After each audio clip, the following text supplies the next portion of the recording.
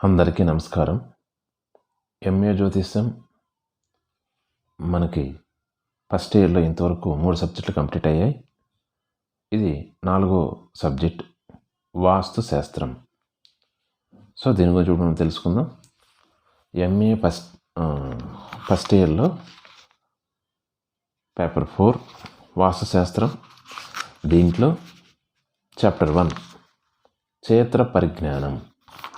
వాస్తు శాస్త్రంలో 4th పేపర్లో ఇది ఫస్ట్ చాప్టర్ క్షేత్ర పరిజ్ఞానం. అంటే వాస్తు గురించి తెలుసుకునే ముందు దాని యొక్క మొదటి నుంచి తెలుసుకుందాం. క్షేత్ర పరిజ్ఞానం ఉద్దేశం ఏమంటే, క్షేత్రం అంటే భూమి అని అర్థం. ఏ నిర్మాణాలకైనా మొట్టమొదటిది వస్తువు భూమి. వాస్తు శాస్త్రరీత్యా నిర్మించడానికి తగిన క్షేత్రాన్ని ఎన్నుకునే విధానాన్ని తెలుసుకోవడమే ఈ యొక్క క్షేత్ర పరిజ్ఞానం యొక్క విషయం. ధర్మార్థ కామ్య మోక్షాలనే చతుర్విధ పురుషార్థాలు సాధించడం గృహస్థాశ్రమంలో మాత్రమే సాధ్యమవుతుంది.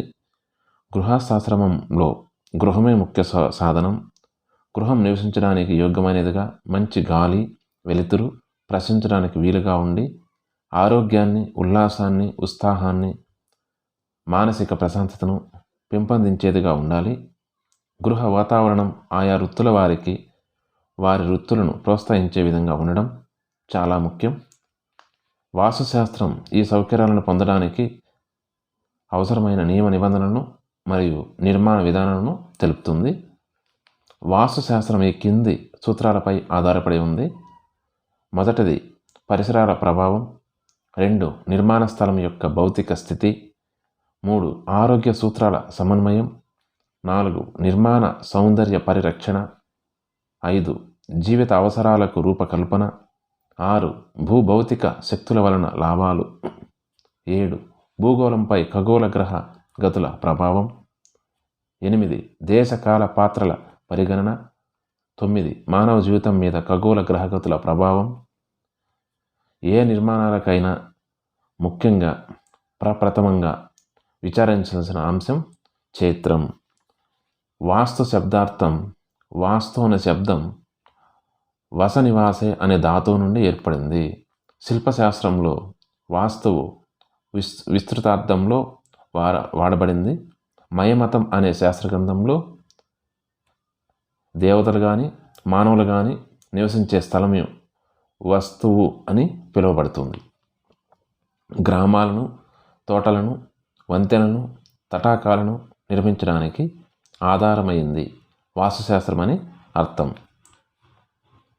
క్షేత్ర పరిజ్ఞానం గృహ నిర్మాణాల కోసం గ్రహించిన స్థలానికి సరిహద్దులు ఏర్పాటు చేసి ఆ సరిహద్దుల వెంబడి కంచెలు కానీ గోడలు కానీ కట్టుకొని నిర్మాణాల కోసం తయారు చేసిన స్థలానికి క్షేత్రం అని పేరు వాడుకలోనికి వచ్చింది. అన్ని వాస్తు కర్మలకు భూరేవ ముఖ్య వస్తు స్వాత్, భూమియే ముఖ్య వస్తువు అని మయుడు తెలిపాడు. ఆ వస్తువు నందు నిర్మించడానికి కట్టడాలను వాస్తు అని అంటారు. వాస్తును నిర్మించడానికి చెప్పిన నియమాలు క్రోడీకరించిన గ్రంథాలను వాస్తుశాస్త్ర గ్రంథాలు అని అంటారు. నిర్మాణాలకు తగిన క్షేత్రాలను నిర్మించుకునే ముందు పరిశీలించవలసిన ముఖ్య అంశాలు ఇవి: దిక్కులు, వాటికి వర్గులు, నామనక్షత్ర ప్రాధాన్యం, వర్గులు వర్గాది పతులు, క్షేత్రార్వణం, గ్రామార్వణం, భూపరీక్ష, ఈ మొదలగునవి అన్నమాట. నామనక్షత్ర ప్రాధాన్యం. ఓమిత్తేకాక్షరం బ్రహ్మ అని ఉపనిషద్వాక్యం, అనగా ఓంకారం పరబ్రహ్మ స్వరూపమని ఉపనిషత్తులు చెబుతున్నాయి. ఓంకారం శబ్ద బ్రహ్మ స్వరూపం. అతీంద్రియ శక్తి సంపన్నులకు భారతీయ మహర్షులు ప్రణవోపాసన యందు నిష్ణాతులు. అటువంటి ఉపాసనా సిద్ధులైన మహర్షులు వారి జ్ఞానశక్తి వలన ప్రణవం నుండి జనించిన నాదం నుండి అక్షరాలను ఉద్ధరించే సందర్భంలో జనించిన ధ్వనుల వలన ప్రకృతి యందు కలుగు సూక్ష్మాతి సూక్ష్మ శబ్ద తరంగ విజ్ఞానంతో మంత్రశాస్త్రాన్ని రూపొందించారు. భారతీయ మంత్రశాస్త్రం వేద మంత్రాల యొక్క ప్రభావం గురించి విదేశాల విజ్ఞాన శాస్త్రవేత్తలు నేడు జోహార్లర్పిస్తున్నారు. ఆ మొదలు ఛ వరకు గల 51 అక్షరాల మహిమ కలిగినవి. వీటికి ప్రత్యేకమైన ఉత్పన్నతి స్థానాలున్నాయి. ఆయా అక్షరాలను ఉచ్చరించడం లేక పుట్టిన ధ్వని తరంగ శక్తిని గుర్తించి ఆ శక్తులకు ప్రత్యేకమైన పేర్లను సూచించారు. అక్షరాలను వేరువేరు సమూహాలుగా ఉచ్చరించేటప్పుడు జనించే వివిధ శక్తులను వారి అతీంద్రియ జ్ఞాన దృష్టులతో పరిశీలించి ఒక శాస్త్రంగా రూపొందించారు. మాలిని మంత్ర రాజానికి హల్లు, బీజాలు, స్వరాలు, శక్తులు, బిందువులు కీలకమని తెలిపినారు. మాలిని అంటే భారతీదేవి అని అర్థం. వైదిక మంత్రాలను మంత్రవర్ణాలుగా వ్యవహరించినప్పుడు వర్ణ శబ్దానికి అక్షరమని అర్థం. జగమంతా నామరూపాత్మకం కావడం వలన అక్షరమయ బ్రహ్మను శబ్దతత్వమని భావించారు. శబ్ద బ్రహ్మణే నిష్ణాత పరబ్రహ్మ బ్రహ్మతి గచ్చతి అను శాస్త్ర ప్రమాణాన్ని అనుసరించి శబ్ద బ్రహ్మ జ్ఞానాన్ని పొందిన వారు పరబ్రహ్మ సాక్షాత్కారం పొందగలరని మన మహర్షులు తెలిపారు. అక్షర సమన్వయం వలన వేదాలు, శాస్త్రాలు, పురాణాలు, ఇతిహాసాలు, కావ్యాలు, నాటకాలు మొదలైన వాగ్రూపమగు సరస్వతి మూర్తి అవతరించింది. ఈ అక్షర సమన్వయం వలననే నవరసాత్మకమైన సంగీత, సాహిత్య, జంత్ర వాద్యాదులగు లలిత కళలన్నీ పుడుతున్నాయి.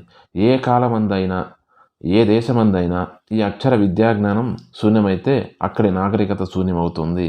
భారతీయ జ్యోతిష్ శాస్త్రంలో నక్షత్రాలకు, గ్రహాలకు, రాసులకు అక్షరాలతో గల సంబంధాలను విశేషంగా వివరించారు. వాస్తుశాస్త్రంలో జన్మ నక్షత్రం కంటే నామ నక్షత్రానికే మిక్కిలి ప్రాముఖ్యం ప్రతిపాదించబడింది.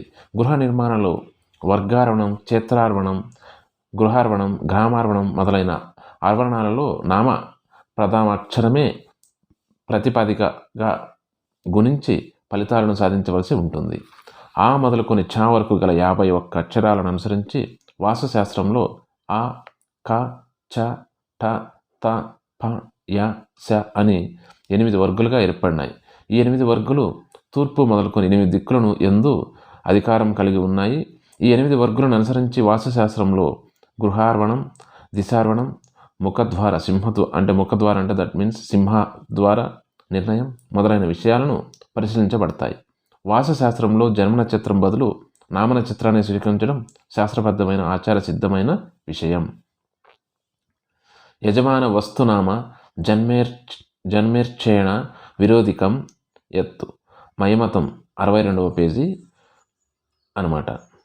దేశే జ్వరే గ్రామే గృహే ప్రవేశే ద్యూతేషు దానేషు చ నామరాశి యాత్ర వివాహాదిషు జన్మరాశి సంగ్రామ వ్యవహార ధామ నగరీ గ్రామేషు మంత్రార్వణే జ్ఞాతే సత్యపి జన్మ భేద సతతం నామరక్ష జంశాత్య ఫలం అని శాస్త్రాలు వివరించబడింది. అంటే పై శాస్త్రాల వచనాన్ని అనుసరించి గ్రామార్వణం, గృహార్వణం, గృహ ప్రవేశం, శ్రేవార్వణం, వ్యవహార స్వర విషయం మొదలైన వాటిలో జన్మ నక్షత్రం కంటే నామ నక్షత్రం ప్రధానమైందిగా తీసుకోవాలని మనకి మయమతం చెప్పింది, తీసుకోవాలని తెలుస్తుంది.